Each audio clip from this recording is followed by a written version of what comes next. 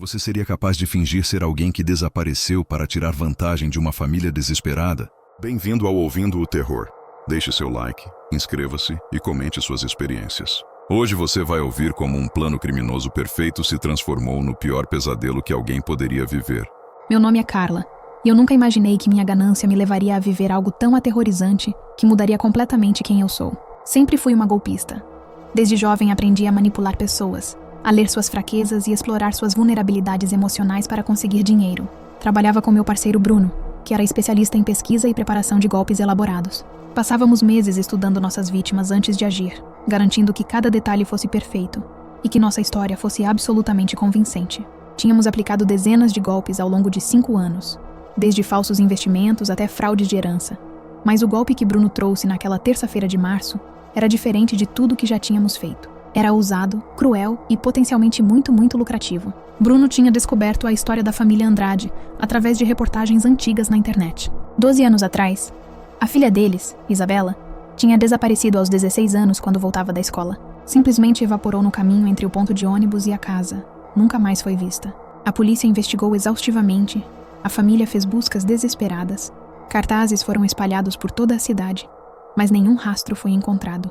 Com o passar dos anos, o caso esfriou e foi arquivado como desaparecimento sem solução. Os pais de Isabela, Roberto e Silvia, nunca se recuperaram completamente, vivendo em uma espécie de limbo emocional, sempre esperando que um dia a filha voltasse. Eles mantinham o quarto dela exatamente como estava. Comemoravam seu aniversário todos os anos e, segundo Bruno descobriu, tinham uma quantia considerável de dinheiro economizado que pretendiam usar caso Isabela algum dia retornasse. O plano era simples em teoria, mas requeria execução impecável. Eu fingiria ser Isabela, alegando ter finalmente escapado de quem quer que a tivesse sequestrado.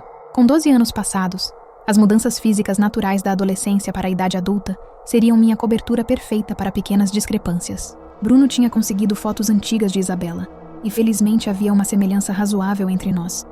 Mesma estrutura facial, mesma cor de olhos, altura similar.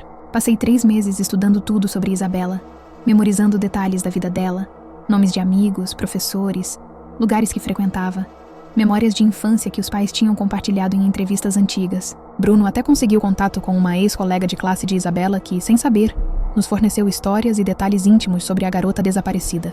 Eu me tornaria Isabela, conquistaria a confiança dos pais, teria acesso ao dinheiro, e então desapareceria novamente, desta vez levando tudo o que pudéssemos. Tinha consciência de que era cruel, que estava brincando com as emoções de pessoas que já tinham sofrido imensamente. Mas minha ganância era maior que qualquer remorso. Via aquilo como apenas mais um trabalho, mais elaborado que os outros, mas fundamentalmente o mesmo. Pessoas ingênuas, situação explorável, lucro garantido. Nunca parei para pensar nas consequências reais, no peso emocional de personificar uma filha desaparecida, ou na possibilidade de que talvez existisse uma razão muito mais sombria e aterrorizante para Isabela nunca ter sido encontrada. Se eu soubesse o que estava prestes a descobrir, teria rejeitado o plano imediatamente e continuado com nossos golpes pequenos e seguros. Mas a ganância me cegou, e quando finalmente enxerguei a verdade, já era tarde demais para voltar atrás. Planejamos cuidadosamente a abordagem inicial. Não podia simplesmente aparecer na porta da família Andrade, isso seria suspeito demais. Em vez disso, Bruno ligou anonimamente para a polícia alegando ter visto uma mulher jovem vagando confusa perto de um hospital e que ela alegava ser Isabela Andrade. Quando a polícia me encontrou no local combinado, eu estava suja, com roupas rasgadas, aparentando estar em estado de choque. Disse apenas frases fragmentadas, que tinha escapado, que não lembrava de tudo, que só queria ver minha família. A performance foi perfeita. Os policiais me levaram à delegacia, acionaram os pais de Isabela e pediram exames de DNA para confirmação. Eu sabia que o DNA seria um problema, mas Bruno tinha um plano para isso também. Subornou alguém no laboratório para trocar as amostras, garantindo que o resultado voltasse positivo. Quando Roberto e Silvia entraram na sala onde eu esperava, a emoção deles era palpável e devastadora. Silvia começou a chorar incontrolavelmente no momento em que me viu. Suas pernas falharam e Roberto teve que segurá-la. Eles se aproximaram lentamente, como se tivessem medo de que eu fosse desaparecer se movessem rápido demais. Silvia tocou meu rosto com mãos trêmulas, seus olhos percorrendo cada detalhe, procurando pela filha que perdeu há tanto tempo. Disse meu nome, Isabela, com uma voz quebrada de emoção, e eu respondi baixinho, mãe, sentindo uma pontada de culpa que rapidamente suprimi. Roberto me abraçou forte, chorando silenciosamente, e eu podia sentir 12 anos de dor e esperança se manifestando naquele abraço. Era perturbador ver o quanto eles precisavam acreditar que eu era realmente a filha deles, o quanto estavam dispostos a ignorar qualquer dúvida para ter Isabela de volta. Os dias seguintes foram uma sucessão de entrevistas com a polícia, sessões com psicólogos e reuniões familiares onde parentes vinham me ver e chorar. Minha história era que eu tinha sido mantida em cativeiro por todos esses anos por um homem que nunca via o rosto claramente, que finalmente conseguia escapar quando ele saiu e esqueceu a porta destrancada. Disse que minha memória estava fragmentada, que havia períodos inteiros que simplesmente não lembrava, o que explicava convenientemente qualquer erro que eu pudesse cometer sobre o passado de Isabela. A polícia estava cética, mas o resultado positivo do DNA era difícil de contestar. Alguns detetives faziam perguntas cada vez mais específicas, tentando me pegar em contradições. Mas eu tinha sido bem treinada e sempre tinha uma resposta preparada, ou simplesmente alegava não lembrar devido ao trauma. Quando finalmente me levaram para a casa dos Andrade, a casa onde Isabela cresceu, senti um arrepio estranho ao cruzar a soleira da porta. A casa estava exatamente como nas fotos que Bruno tinha me mostrado, mas havia algo mais, algo que as fotos não capturavam. Uma atmosfera pesada, uma sensação de tristeza impregnada nas paredes, como se a própria estrutura da casa tivesse absorvido 12 anos de luto e esperança desesperada. Me mostraram o quarto de Isabela, preservado perfeitamente como um santuário. Os pôsteres na parede, os bichos de pelúcia na cama, as roupas no armário, tudo congelado no tempo. Silvia disse com voz embargada que tinha limpado o quarto toda semana durante todos esses anos, esperando o dia em que a filha voltaria. Olhei ao redor daquele quarto e pela primeira vez senti que talvez tivesse ido longe demais, que estava violando algo sagrado. Mas era tarde para dúvidas. Eu já estava comprometida com o golpe. Passei as primeiras semanas me adaptando à vida como Isabela, e era mais difícil do que imaginei. Roberto e Silvia me tratavam com uma mistura de alegria extrema e cuidado excessivo, como se eu fosse feita de vidro e pudesse quebrar a qualquer momento. Preparavam minhas comidas favoritas, ou pelo menos o que achavam que eram minhas favoritas, e ficavam observando ansiosos esperando minha reação. Traziam objetos da infância de Isabela, fotos antigas, tentando despertar memórias que obviamente eu não tinha. Eu improvisava, fingia reconhecer algumas coisas, alegava não lembrar de outras, sempre caminhando na linha tênue entre convincente e suspeitamente vaga. Bruno me ligava diariamente em um celular secreto que eu escondia, dando instruções e me lembrando de focar no objetivo final: ganhar acesso completo ao dinheiro da família e então desaparecer. Mas algo estranho começou a acontecer. Durante a noite, acordava com pesadelos vívidos que não conseguia lembrar completamente ao amanhecer. Apenas fragmentos perturbadores de estar presa em um lugar escuro, de gritar mas nenhum som sair, de mãos frias me tocando. Acordava suada e com o coração acelerado, e levava vários minutos para lembrar onde estava e quem eu estava fingindo ser. Comecei a ter episódios de confusão durante o dia também. Momentos em que olhava para algo na casa e tinha uma sensação estranha de déjà vu, como se realmente tivesse visto aquilo antes, o que era impossível. Uma vez, Silvia perguntou se eu lembrava do meu gato de infância, e antes que pudesse pensar, respondi Miau Miau, que era de fato o nome do gato segundo minhas pesquisas, mas não lembrava conscientemente de ter lido isso em lugar algum. As coisas ficaram ainda mais estranhas quando comecei a ver vultos pela casa, sombras que se moviam nos cantos da visão, sempre desaparecendo quando tentava olhar diretamente.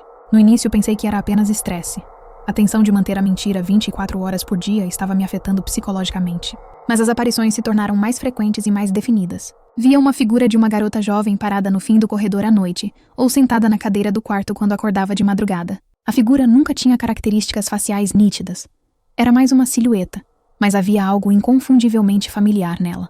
Comecei a sentir uma presença constante me observando, especialmente no quarto de Isabela, e o ar sempre parecia mais frio ali do que no resto da casa.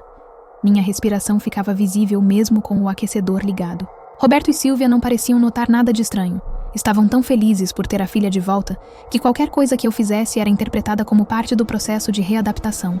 Mas eu via o jeito que eles às vezes olhavam para mim quando achavam que eu não estava prestando atenção. Um olhar de incerteza misturado com esperança desesperada, como se parte deles soubesse que algo estava errado, mas não quisesse admitir. Uma noite, ouvi Silvia chorando no quarto deles, e Roberto dizendo baixo que ela estava diferente, que não era exatamente como ele lembrava, mas que 12 anos mudam uma pessoa e eles precisavam dar tempo. Senti uma mistura de culpa e medo. Culpa por estar causando mais dor àquelas pessoas, e medo crescente de que havia algo muito errado acontecendo naquela casa.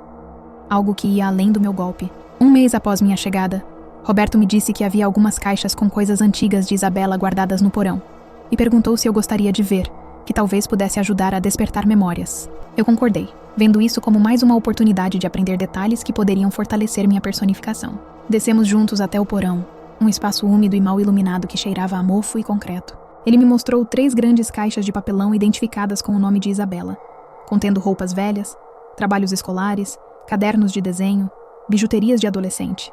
Comecei a passar pelos itens enquanto Roberto observava emocionado, comentando sobre memórias associadas a cada objeto. Mas então encontrei algo que fez meu sangue gelar. Um diário escondido no fundo de uma das caixas. O diário tinha capa de couro desgastado e estava trancado com um pequeno cadeado que já estava enferrujado. Roberto disse que nunca tinha visto aquilo antes, que Isabela devia ter escondido propositalmente. Usando uma chave de fenda do porão, consegui abrir o cadeado. As primeiras páginas eram entradas típicas de adolescente, reclamações sobre escola, comentários sobre garotos que gostava, brigas com amigas.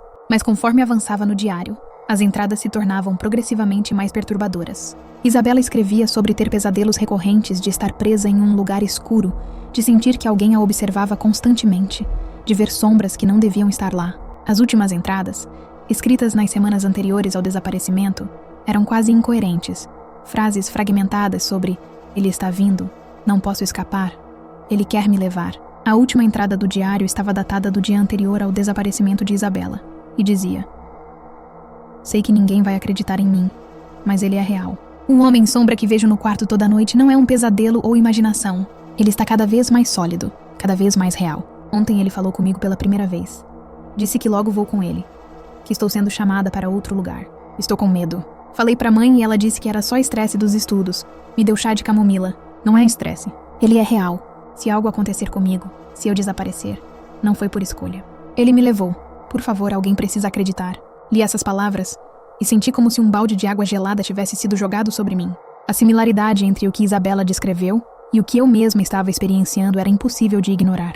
Roberto notou minha expressão horrorizada e pegou o diário das minhas mãos para ler. Seu rosto foi ficando cada vez mais pálido conforme processava as palavras que a filha tinha escrito 12 anos atrás. Ele disse com voz trêmula que Isabela nunca tinha mencionado nada disso para eles, que se soubessem que ela estava tendo problemas tão sérios, teriam feito algo, teriam buscado ajuda. Mas agora entendia.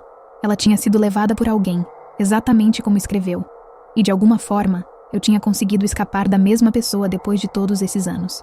Eu não corrigi sua interpretação, mas sabia a verdade. Não tinha sido uma pessoa comum que levou Isabela. Algo sobrenatural tinha acontecido. E agora, ao fingir ser ela, ao ocupar seu espaço, seu quarto, sua vida, eu tinha atraído a mesma entidade que a levou. O homem sombra que Isabela escreveu sobre era o mesmo que eu vinha vendo, e ele estava ficando mais real a cada dia. Depois de ler o diário, não conseguia mais negar o que estava acontecendo. As manifestações se intensificaram drasticamente, como se a entidade tivesse percebido que eu sabia sobre sua existência. Todas as noites acordava às 3h33 da madrugada exatamente, sempre no mesmo horário, com a sensação absoluta de que havia alguém no quarto comigo. A figura do homem sombra estava sempre lá agora, não mais apenas uma silhueta fugaz, mas uma presença definida e ameaçadora parada aos pés da cama. Era alto, muito alto, sua cabeça quase tocando o teto, com membros longos e desproporcionais. Não tinha face discernível, apenas uma escuridão profunda onde deveria estar o rosto. Mas eu sentia seus olhos, invisíveis mas inconfundíveis, fixados em mim com uma intensidade que fazia minha pele arrepiar. Tentei acordar Roberto e Silvia várias vezes durante essas aparições, gritando por ajuda, mas minha voz saía abafada e distante. E quando finalmente conseguiam me ouvir e entravam no quarto, a entidade já tinha desaparecido. Eles pensavam que eu estava tendo pesadelos devido ao trauma do suposto cativeiro. Me acalmavam, me traziam água, sentavam comigo até eu voltar a dormir. Mas eu sabia que não eram pesadelos. Aquilo era real, tão real quanto eles mesmos. Comecei a deixar luzes acesas durante a noite, mas a entidade aparecia mesmo assim. A luz não fazia diferença alguma. Tentei dormir em outros cômodos da casa, mas ele me encontrava onde quer que eu fosse. O quarto de Isabela parecia ser seu ponto de ancoragem, mas ele podia se manifestar em qualquer lugar da residência. Durante o dia, as coisas ficaram ainda mais assustadoras. Comecei a ter episódios de tempo perdido, momentos em que não tinha memória de várias horas. Acordava em lugares da casa sem lembrar como cheguei lá, ou encontrava objetos movidos sem recordação de tê-los tocado. Silvia mencionou preocupada que às vezes eu falava sozinha, conversando com alguém invisível, usando um tom de voz que não era o meu usual. Uma vez me peguei escrevendo no diário de Isabela, palavras que não lembrava de ter decidido escrever. "Você não é ela." Ele sabe. Ele sempre soube. E agora ele quer você também. Fiquei apavorada ao ver aquelas palavras em minha própria caligrafia, sem nenhuma memória de tê-las escrito. Bruno percebeu que algo estava errado através das nossas ligações diárias. Minha voz estava diferente. Às vezes entrava em pânico no meio de frases, contava sobre as aparições e os episódios estranhos. Ele insistia que era apenas estresse, que eu estava me deixando levar pela história de Isabela, que precisava manter o foco no plano. Dizia que faltava pouco para termos acesso total ao dinheiro, que em 2 semanas poderíamos executar a fase final do golpe e desaparecer com tudo. Mas eu não estava mais preocupada com o dinheiro. Estava genuinamente aterrorizada, sentindo que havia me colocado em uma situação muito além do que poderia controlar. Tentei convencer Bruno a abortar o plano, a me tirar daquela casa imediatamente, mas ele se recusou terminantemente. Disse que já tínhamos investido demais e que não ia desistir agora quando estávamos tão perto do objetivo.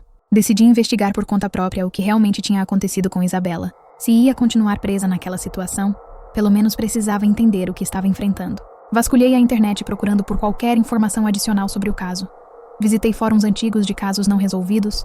Até entrei em contato com alguns dos detetives que tinham trabalhado na investigação original 12 anos atrás. Um deles, um homem aposentado chamado Marcos, concordou em conversar comigo por telefone. Ele disse que o caso de Isabela sempre o incomodou porque não fazia sentido.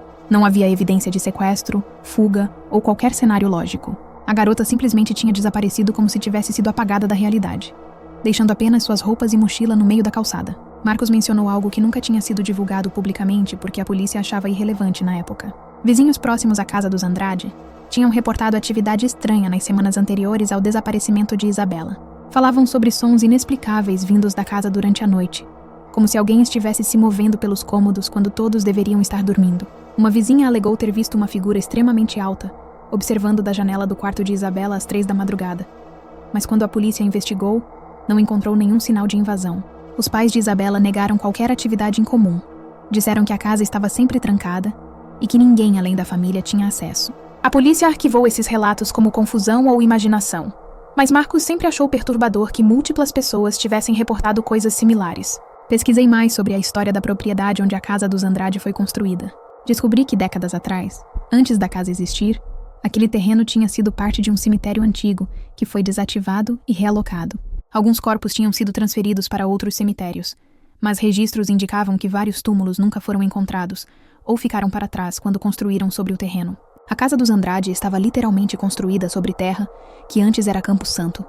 E segundo algumas crenças, construir sobre cemitérios sem os rituais adequados pode criar portais ou atrair entidades que existem entre os mundos dos vivos e dos mortos. Essa descoberta me fez entender com um horror crescente que talvez Isabela não tivesse sido levada por uma pessoa comum, mas por algo que habitava aquele espaço há muito mais tempo. Encontrei também um blog obscuro sobre fenômenos paranormais que tinha uma entrada sobre a área onde ficava a casa dos Andrade. O autor, alguém que se identificava apenas como pesquisador de anomalias, escrevia sobre relatos de desaparecimentos estranhos naquela vizinhança ao longo de décadas. Não apenas Isabela, mas outras 3 pessoas em um raio de 5 quarteirões tinham desaparecido em circunstâncias similares nos últimos 40 anos. Todos adolescentes, todos simplesmente evaporando sem deixar rastros. O autor especulava sobre uma possível entidade que se alimentava de jovens, levando-os para outra dimensão ou plano de existência. Era exatamente o tipo de teoria que normalmente eu descartaria como absurdo. Mas agora, depois de tudo que tinha experienciado, fazia um sentido aterrorizante. Liguei para Bruno em pânico absoluto, contei tudo o que tinha descoberto e exigi que me tirasse daquela casa imediatamente. Disse que o dinheiro não valia a pena, que algo terrível ia acontecer se eu continuasse lá. Ele ficou furioso. Me acusou de estar pirando, de ter perdido a capacidade de separar a personagem da realidade. Disse que eu tinha me deixado envolver emocionalmente com a família e com a história, e que estava sabotando o melhor golpe que já tínhamos planejado. Gritei com ele que não era sobre o golpe mais, que minha vida estava em perigo real, que a mesma coisa que levou Isabela estava vindo atrás de mim. Bruno desligou na minha cara, e quando tentei ligar de volta, ele não atendeu. Percebi com desespero crescente que estava sozinha, que Bruno não ia me ajudar, que se eu quisesse sair daquela situação, teria que fazer por conta própria. Decidi confessar tudo para Roberto e Silvia naquela mesma noite. Não podia mais continuar com aquela mentira. Não quando estava colocando minha vida e possivelmente as vidas deles em perigo. Desci até a sala onde eles assistiam televisão. Respirei fundo e comecei a falar. Disse que não era Isabela, que era uma golpista chamada Carla, que tinha sido contratada para fingir ser a filha deles e roubar seu dinheiro. Expliquei sobre Bruno, sobre os meses de preparação, sobre o DNA falsificado. Esperava gritos, lágrimas, talvez até violência, mas a reação deles foi completamente diferente do que imaginei. Eles simplesmente me olharam com expressões vazias. E então Silvia disse calmamente: "Nós sabemos." Roberto completou: "Sempre soubemos que você não era nossa Isabela." Fiquei completamente chocada. Se eles sabiam desde o início, por que tinham me deixado continuar com a farsa? Por que tinham me acolhido, me tratado como filha, passado semanas inteiras mantendo a ilusão? Silvia explicou com lágrimas nos olhos que quando me viram pela primeira vez na delegacia, imediatamente perceberam que eu não era Isabela Havia diferenças sutis, mas inconfundíveis para pais que conheciam cada detalhe da filha. Mas eles estavam tão desesperados, tinham esperado tanto tempo, que decidiram aceitar a mentira. Preferiram viver na ilusão de ter a filha de volta, mesmo sabendo que era falsa, do que enfrentar a realidade vazia mais uma vez. Disseram que quando o resultado do DNA veio positivo, tentaram acreditar que estavam errados, que talvez eu realmente fosse Isabela, e suas memórias é que estavam distorcidas pelo tempo. Roberto então revelou algo ainda mais perturbador. Eles sabiam o que tinha acontecido com Isabela, ou pelo menos tinham uma ideia. Nas últimas semanas antes do desaparecimento, Isabela tinha mudado, ficado distante e assustada, mas não conseguia ou não queria explicar o porquê. Eles tinham encontrado o diário dela semanas após o desaparecimento, leram as entradas aterrorizantes, mas esconderam de todos, incluindo a polícia, com medo de serem considerados loucos ou de que aquilo prejudicasse a investigação. Viveram com a culpa de não ter levado a sério os medos da filha, de ter descartado como imaginação quando ela tentou pedir ajuda. E agora, vendo que eu estava experienciando exatamente as mesmas coisas que Isabela descreveu, entenderam que a entidade tinha voltado, atraída por minha presença no lugar dela. Silvia segurou minhas mãos com força e disse: "Você precisa sair desta casa, Carla. Você precisa ir embora antes que seja levada como ela foi. Nós cometemos o erro de não proteger Isabela, de não acreditar nela quando disse que algo estava vindo. Não vamos cometer o mesmo erro com você." Roberto concordou, dizendo que iam me ajudar a sair, mas que precisávamos fazer isso cuidadosamente, que a entidade parecia estar mais forte agora, mais presente, e que simplesmente fugir poderia não funcionar. Precisávamos de um plano para me livrar daquela presença de uma vez por todas. Naquele momento ouvimos um estrondo vindo do segundo andar, do quarto de Isabela. Os três subimos correndo e encontramos o quarto completamente destruído. Móveis virados, roupas espalhadas e escritas nas paredes feitas com algo que parecia sangue. Ela fica: "Você não interfere. Ela é minha agora." Entrei em pânico total e corri para a porta da frente, determinada a sair daquela casa imediatamente. Mas quando tentei abrir, a porta estava trancada de uma forma que não conseguia explicar. A chave girava, mas a porta não abria, como se estivesse selada por uma força invisível. Tentei todas as outras portas e janelas da casa, mas todas estavam da mesma forma, impossíveis de abrir. Estava presa dentro da casa com Roberto e Silvia, e a entidade claramente não tinha a intenção de me deixar ir. O ar ficou gelado subitamente, nossa respiração formando nuvens densas, e as luzes começaram a piscar violentamente. Ouvimos passos pesados no andar de cima, se movendo de cômodo em cômodo, cada passo fazendo a estrutura da casa tremer. A entidade estava se manifestando de forma mais completa do que nunca, sua presença física afetando o ambiente ao redor. Roberto disse que precisávamos de ajuda espiritual, que conhecia alguém que poderia nos auxiliar. Um padre que tinha experiência com casos de natureza paranormal. Ele tentou ligar, mas o telefone fixo estava morto, sem tom de descagem. Nossos celulares também não funcionavam.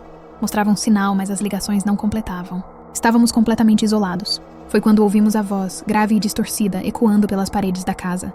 Não eram palavras em nenhum idioma que eu conhecesse, mas de alguma forma entendia a mensagem. A substituta permanecerá. O débito será pago.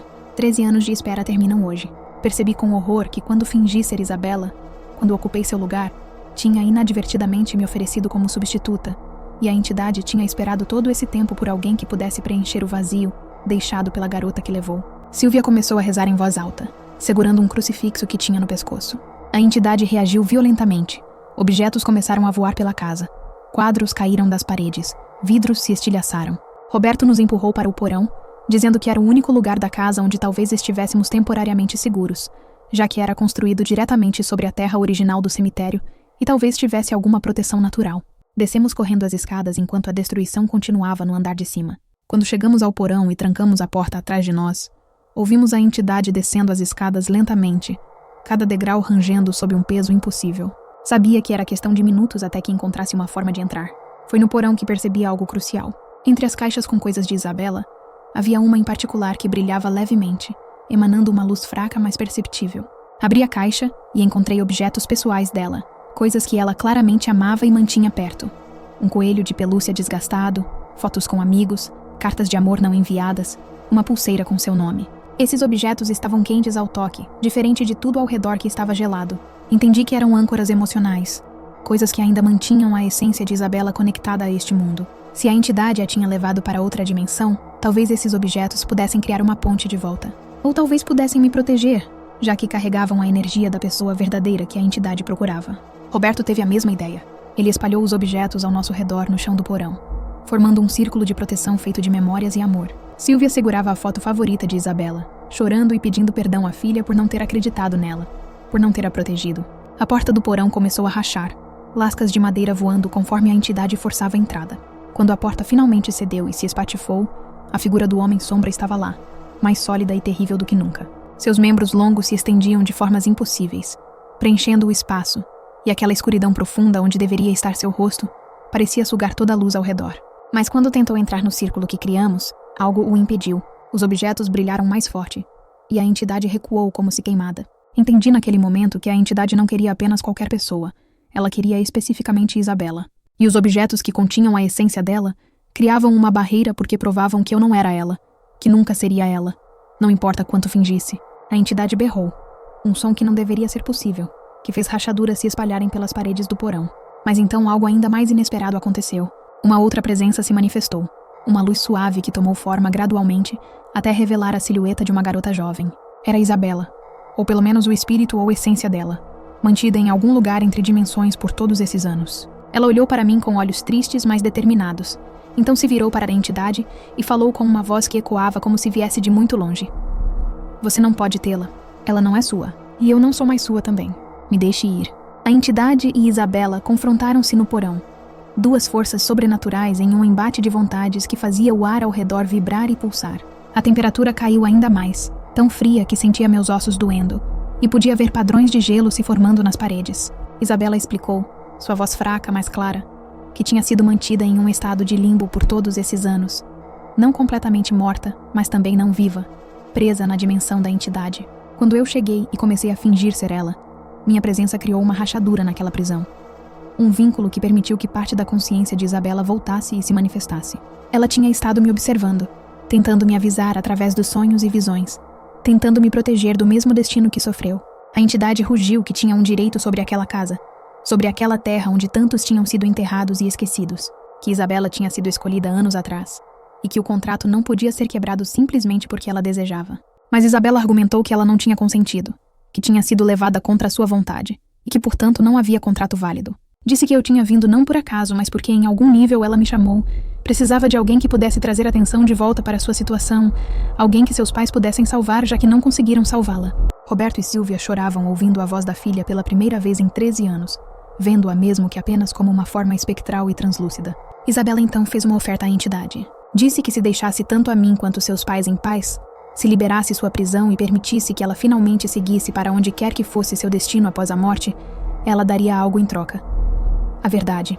Explicaria para outras pessoas sobre a entidade, sobre o terreno amaldiçoado, garantiria que ninguém mais construísse ali ou morasse naquela casa, deixando a entidade em paz também.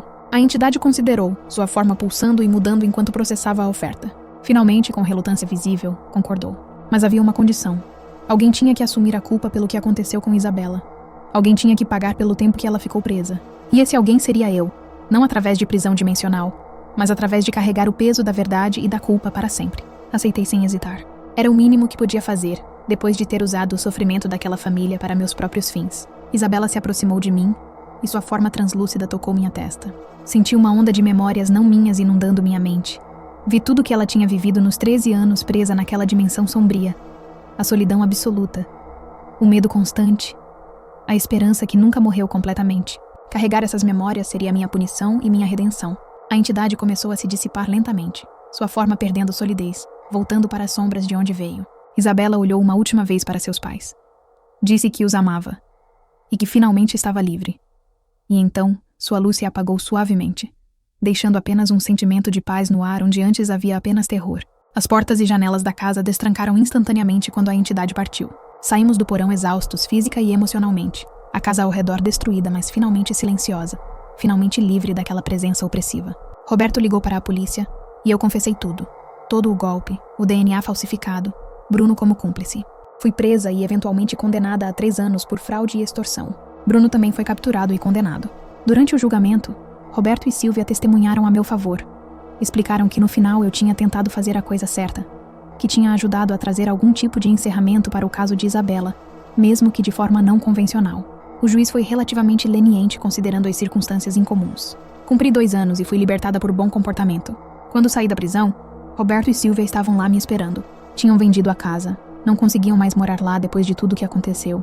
e usaram parte do dinheiro para criar uma fundação em nome de Isabela para ajudar famílias de pessoas desaparecidas. Me ofereceram um trabalho na fundação, dizendo que eu tinha uma perspectiva única que poderia ajudar outras pessoas. Aceitei, vendo isso como uma forma de redenção, de transformar meu passado criminoso em algo que pudesse fazer diferença positiva. Trabalho lá até hoje, e carrego as memórias de Isabela comigo sempre. Um lembrete constante de que nossas ações têm consequências que vão muito além do que podemos imaginar. Ainda tenho pesadelos ocasionalmente, vejo sombras que não deveriam estar lá, sinto presenças que não posso explicar. As memórias de Isabela que carrego são vívidas e perturbadoras, e há momentos em que não sei onde terminam as lembranças dela e começam as minhas. Mas aprendi a viver com isso. Aprendi que algumas culpas nunca desaparecem completamente, e não deveriam. Roberto e Silvia se tornaram como pais para mim. Não substituindo a filha que perderam, mas criando um novo tipo de vínculo, nascido de tragédia, mas transformado em algo que nos mantém todos conectados à memória de Isabela. Ela finalmente descansa em paz. E eu vivo cada dia tentando honrar o sacrifício que fez para me salvar de um destino que eu mesma criei. E assim termina mais um relato aqui no Ouvindo o Terror. A história de Carla nos mostra que nossas escolhas têm consequências que vão muito além do que podemos prever e que, às vezes, ao mexer com forças que não compreendemos, pagamos preços que nunca imaginamos. Deixe seu like, inscreva-se no canal e comente suas experiências. Continue acompanhando o Ouvindo o Terror para mais relatos que vão fazer você questionar até onde iria por dinheiro. Até o próximo vídeo!